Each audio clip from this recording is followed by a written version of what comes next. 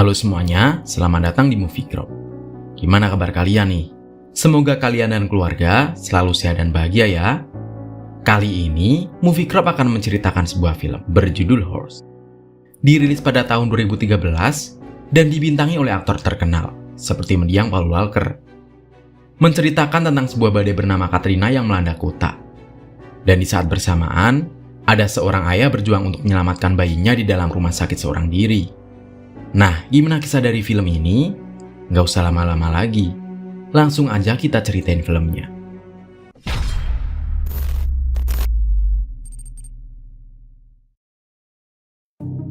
Film diawali dengan adanya hujan disertai badai yang melanda perkotaan. Saat itu, ada sepasang suami istri yang bernama Abigail dan suaminya yang bernama Nolan.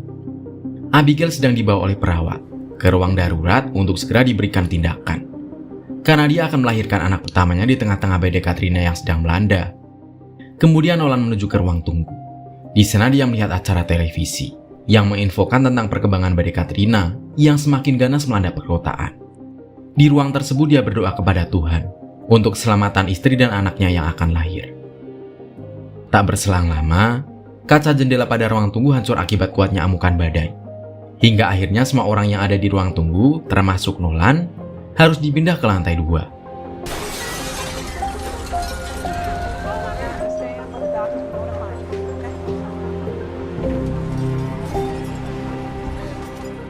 Tak lama kemudian, seorang dokter bernama Edmund memanggilnya. Dokter tersebut memberitahukan bahwa bayi perempuannya telah lahir dengan selamat. Namun sayangnya, sang istri kehilangan banyak darah, sehingga jantungnya sangat lemah dan meninggal dunia setelah melahirkan. Dia tidak percaya dengan apa yang dikatakan dokter. Namun mau tidak mau, dia harus menerima garis takdir yang harus terjadi. Setelah itu, Dr. Edmund mengajak Nolan untuk menemui bayinya di sebuah ruangan khusus yang telah tersedia ventilator untuk membantu pernapasannya.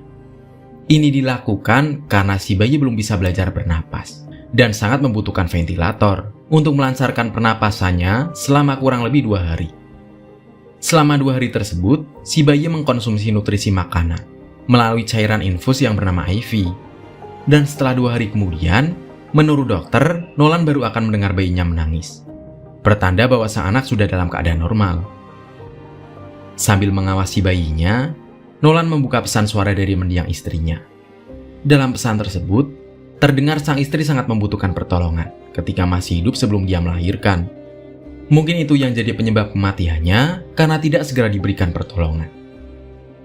Tak berselang lama, datang seorang perawat yang bernama Sally. Dia memberikan sebuah sertifikat kelahiran sang bayi. Sally ikut berduka atas kehilangan istri Nolan.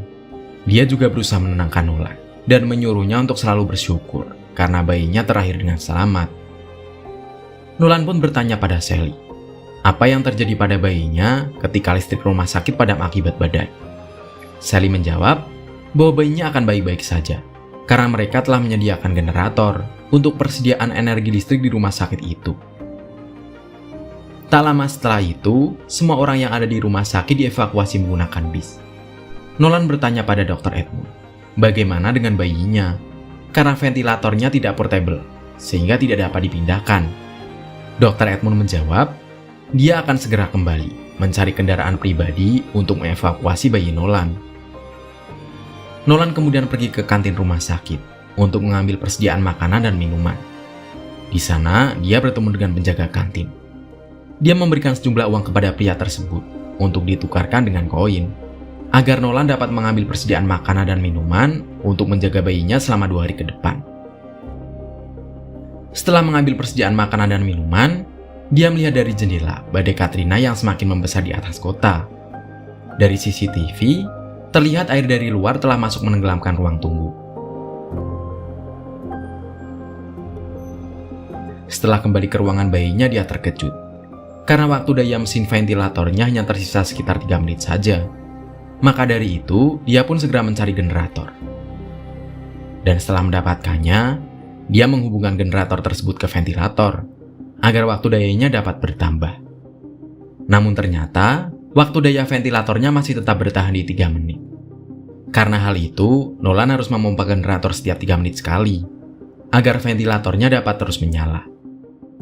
Tak lama kemudian, Sally datang dengan menggendong seorang balita. Dia mengajak Nolan untuk segera pergi dari rumah sakit. Tentu saja Nolan tak akan bisa meninggalkan bayinya begitu saja. Maka dari itu, dia meminta kepada Sally untuk segera pergi mencarikan pertolongan untuk Nolan dan bayinya.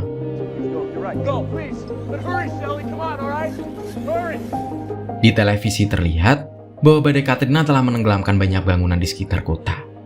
Sedangkan para petugas evakuasi mengerahkan 17 helikopter. Yang nantinya, helikopter itu akan mengevakuasi para korban untuk dibawa ke pengungsian.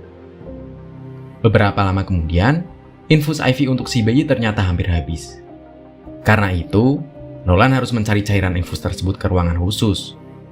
Namun sebelum itu, dia harus memompa generatornya terlebih dahulu, agar ventilatornya dapat terus menyala. Dan setelah mendapatkannya, dia pun kembali ke ruangan bayi untuk memasang cairan itu. Setelah itu dia pergi mencari bantuan, lewat sebuah telepon di ruang tunggu yang telah dibanjiri oleh air. Sayangnya, semua telepon yang ada di sana telah mati terkena banjir, dan tidak dapat digunakan lagi. Hingga akhirnya Nolan pergi keluar dan menemukan sebuah mobil ambulan yang terparkir. Radio di dalam mobil ambulan tersebut masih dapat digunakan. Dia pun langsung menghubungi tim SAR menggunakan radio tersebut. Namun sayangnya, waktu generator untuk menyalakan ventilator bayi sudah hampir habis. Sehingga dia harus meninggalkan radio untuk memompa generatornya terlebih dahulu. Namun setelah dia pergi, ternyata radionya terhubung dengan tim evakuasi. Ketika Nolan kembali, lalu mengatakan posisinya yang sedang berada di rumah sakit, saluran radionya langsung terputus begitu saja. Entah tim evakuasi mendengar perkataan Nolan atau tidak. Dia pun kembali ke ruangan bayi untuk memompa generator. Dan ternyata, waktu daya ventilator semakin berkurang seiring berjalannya waktu. Dan sekarang, waktu dayanya hanya tersisa kurang dari 2 menit saja. Ketika dia sedang mencari sinyal, dia melihat sebuah helikopter tim evakuasi sedang menuju ke sana. Dia pun langsung pergi ke atap untuk meminta pertolongan. Dia sangat kelelahan menaiki tangga, karena harus bolak-balik ke ruangan si bayi untuk memompa generator. Dan setelah itu, dia kembali pergi ke atap untuk menemui helikopter tim evakuasi.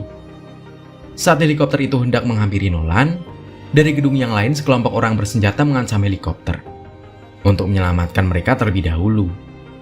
Akhirnya, Nolan ditinggalkan oleh helikopter tersebut, dan dia harus kembali ke ruangan bayinya untuk kembali memompa generator. Ketika sedang mencari jalan lain, dia menemukan seekor anjing yang terjerat oleh sebuah tali di suatu ruangan. Dia pun menyelamatkan anjing tersebut, dan kembali ke ruangan bayinya. Ternyata anjing yang sebelumnya diselamatkan oleh Nolan mengikutinya sampai ke ruangan si bayi. Dia merasa ditemani oleh anjing tersebut. Dia pun memberikan panggilan kepadanya dengan nama Sherlock. Anjing tersebut memiliki sebuah kalung yang bertuliskan dia adalah seekor anjing penyelamat. Ketika sedang bermain dengan Sherlock, dari luar terdengar suara tembakan pistol. Sherlock! Sherlock! Tak lama kemudian datang seorang pria dengan mengenakan seragam tentara masuk menghampiri Nolan. Awalnya Nolan merasa senang. Dia mengira bahwa dirinya akan dievakuasi. Namun ternyata, tentara tersebut hanya ingin merebut persediaan makanan milik Nolan yang tersisa. Saat tentara menodongkan pistol ke Nolan, Sherlock langsung menggigit kantong berisi makanan milik tentara tersebut. Dan dia pun membawanya keluar. Saat Nolan mengejarnya, dia menemukan cairan infus IV di atas lantai. Dia bingung bagaimana tentara itu bisa memiliki cairan infus itu. Saat dia berjalan beberapa langkah dari sana, dia menemukan Sally yang tergeletak di lantai sudah tak bernyawa. Ternyata ketika Sally kembali setelah meminta bantuan pada tentara, dia malah dijebak oleh tentara tersebut, yang hanya menginginkan persediaan makanannya saja. Suara tembakan yang Nolan dengar sebelumnya adalah ketika si tentara membunuh Sally.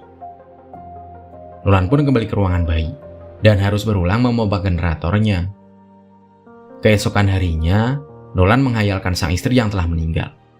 Dalam hayalannya tersebut, sang istri memberikan semangat kepada Nolan untuk tidak menyerah bagaimanapun keadaannya. Karena suatu hari nanti dia akan melihat anaknya bahagia. Istrinya berkata bahwa dia akan selalu ada, dalam jiwa putrinya saat Nolan merindukannya. Untuk tetap terjaga, Nolan pun mencari obat adrenalin untuk digunakan. Tak lama kemudian dia pun merasakan efek dari obat tersebut. Akhirnya si bayi akan segera bebas dari ventilatornya. Kemudian Nolan pergi keluar ruangan untuk meminta pertolongan. Ketika dia keluar, dua pria asing masuk ke dalam rumah sakit. Mereka berdua berniat mencuri semua obat-obatan yang ada di sana. Nolan yang menyadari kehadiran dua orang itu, akhirnya kembali menyuntikkan obat adrenalin untuk melawan mereka. Dia mengambil sebuah senapan, dan pria tersebut akhirnya meninggal. Sementara pria yang satunya lagi masuk ke dalam ruangan si bayi. Dan ketika dia memanggil temannya, dia sudah ditodong senapan oleh Nolan. Karena pria itu mencoba melawan, maka Nolan tidak segan untuk membunuhnya demi keselamatan sang bayi. Nolan pun kembali memompa generator. Sementara keadaan di luar, badai sudah reda, dan cuaca sudah kembali bersahabat. Saat dia memompa untuk terakhir kalinya, besi generatornya patah. Dan karena sangat kelelahan, akhirnya dia pun pingsan tak sadarkan diri. Tak lama kemudian datang dua orang dari tim evakuasi membawa Nolan. Mereka berdua berkata, seekor anjinglah yang telah memberitahu mereka bahwa ada orang sedang terjebak di rumah sakit tersebut. Awalnya, mereka tidak mengetahui bahwa Nolan memiliki seorang bayi di dalam ventilator. Hingga akhirnya, si bayi menangis untuk yang pertama kalinya, menandakan bahwa dia sudah bisa bernapas dengan normal. Untuk itu, dua orang tersebut kembali untuk membawa bayi Nolan. Dan akhirnya, Nolan dan bayinya dapat selamat setelah berjuang selama 2 hari dalam keadaan yang sangat sulit. Kemudian, film pun berakhir. Perjuangan ayah tidak akan pernah lelah untuk anaknya. Lelaki sejati tetap akan mencintai sang istri, walaupun waktu dari alam sudah memisahkan. Nah, menurut kamu, pesan moral apa yang dapat kita petik dari film ini? Dan seperti biasa nih, dari 1 sampai 10, berapa nilai yang mau kamu kasih buat film ini? Tulis pendapatmu di kolom komentar ya.